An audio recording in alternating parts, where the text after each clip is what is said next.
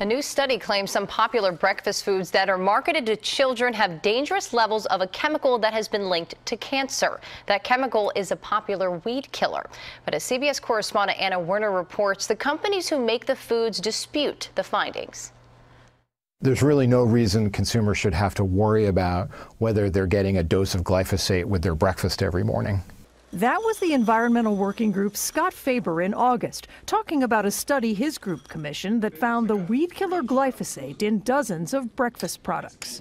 We're very concerned that consumers are eating more glyphosate than they know. Now, a second round of testing shows 28 more samples analyzed contain glyphosate residues, 10 samples from General Mills Cheerios products, and 18 samples from Quaker brand products ranging from instant oatmeal to snack bars.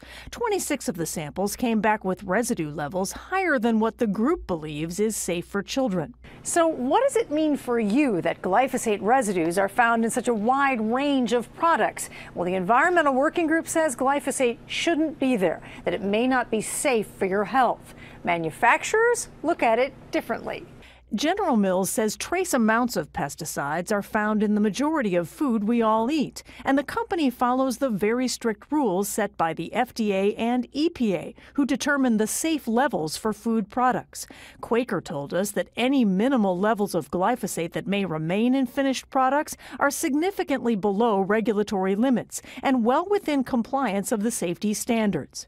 But the World Health Organization says glyphosate is a probable carcinogen in humans, and the state of California lists it as a chemical known to the state to cause cancer. I find the results of this report concerning. Dr. Philip Landrigan, a pediatrician and one of the world's experts on children's environmental health, advises parents to move away from brands containing glyphosate and buy organic products for their children that do not contain the chemical. Children are exquisitely vulnerable to toxic chemicals such as glyphosate.